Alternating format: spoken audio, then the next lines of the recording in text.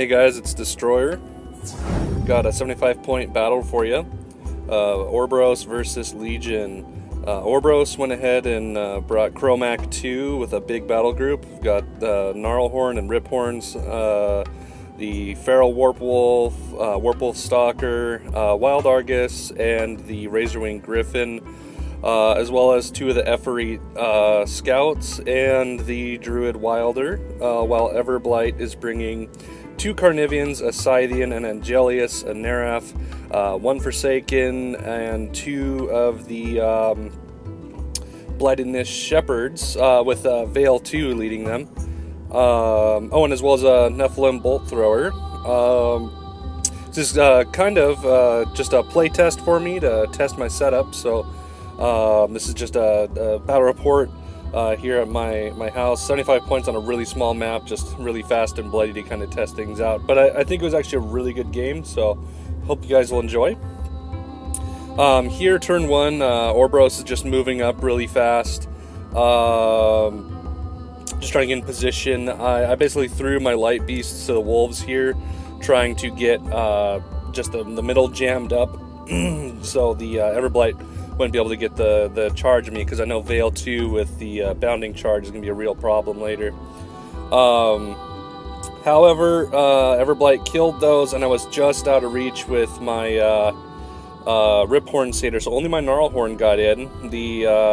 Also with Admonition, that Carnivian is able to get out of the way, so even if I did charge with the Riphorn, he can't do anything. And the Gnarlhorn barely doesn't kill the Neraf, which will come to bite me later. Here you have everything kind of vying for position. Veil's also thrown out her some of her spells as well, and I believe this was her feet turn as well. And here things start taking a bad turn for Orboros. We lose both of the Satyrs on charges. Just the Carnivians are really good at hitting anything defense 12 and under. So we lost a lot of Orboros models, and the Everblight Scouts got shot down by the Angelius too, actually. And then I'm just with Everblight putting Admonition up, Occultation up on the Angelius, doesn't get charged. And here the Forsaken's just pulling some Fury. Scythian is moving up, hoping to get a counter charge on something. Carnivian has Spiny Growth up to be a bit more survivable. And Admonition's up on the closest Carnivian to the Feral Warpwolf there. And it's about to be Orboros' feet turn, but that Admonition's gonna be a problem. So here you see what I actually did with the shifting stones was shifted them because they're placed, not moved, so it won't trigger Admonition, and surrounded the Carnivian so he couldn't get away. So here, when the Feral goes in to get him, there's nowhere for the Carnivian to Admonition away to. And on the feet turn, the Feral Warpwolf is just disgusting. He kills the Carnivian outright with only his 3 initial attacks. Doesn't even need to buy any extra after that. It's just ridiculous. And the Warpwolf Stalker kills both the Scythian and the Bolt Thrower. It's just absolute ridiculous feet turn here. Then comes the Everblight counterattack. The Angelus does a really good amount of damage, like something like 18 points to the Feral Warpwolf.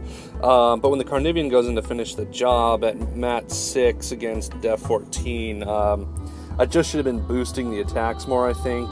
Just missing a lot, and ended up going full Fury on the Carnivian, and all I ended up doing was 3 damage to it. It's just a really bad round for that. But other than that, the Blightedness Shepherd on the left, represented by Kayep, standing in. It's just moving to get in the way of the Stalker, so I don't get assassinated by him on the left flank. And here's another angle of the action. And also the next Orboros turn for the beasts isn't as desirable as I'd like, because the double-edged sword of using Primal is on the next turn. They're going to Frenzy. They just didn't end up getting a lot of work done. I think the Warpwolf Stalker, all it did was end up killing the Shepherd, and the Feral does some damage to the Carnivian, but other than that, not a lot is going on. But as you can see here, Chromac, the man, comes in to finish the job. Guy is just an absolute brutal warcaster, a heavy war beast in his own right. So he finishes off the Carnivian here, gets his corpse token, and has fury to spare. And this is just kind of a good turning point for Orboros, where they really start feeling like they're threatening again after losing the heavy war beasts early on. But hey, someone's got to get the alpha charge anyways, and there the Carnivian is dead. So here things start swinging back for Everblight. The Angelius moved in and attacked Chromac there, which had to transfer damage away over to the Warpwolf Stalker, which actually finished off the Warpwolf Stalker.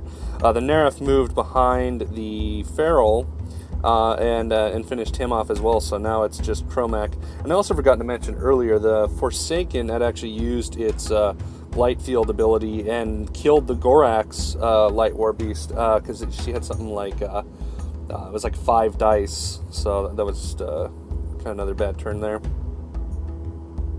And this is just another angle on the action, and the Shepherd actually was killed by the Druid Wilder. But other than that, should be the same as before. And here is Everblight moving the Neraf behind Chromac. Everblight's just doing everything they can to make sure that Chromac doesn't charge Veil. But you know, Chromac being by himself here, nowhere to transfer damage, he's in real trouble. And the Neraf being at Mat 9 in his rear arc is he's got pretty good odds of hitting just about everything, which he does. And as you'll see in the next picture, Chromac goes down, and his assassination, but almost basically being wiped off the board by Everblight. And here's how things stand. You can see the pile of dead guys along there. Really bloody battle both ways. Chromac came in. I think he could have probably finished the rest of the game.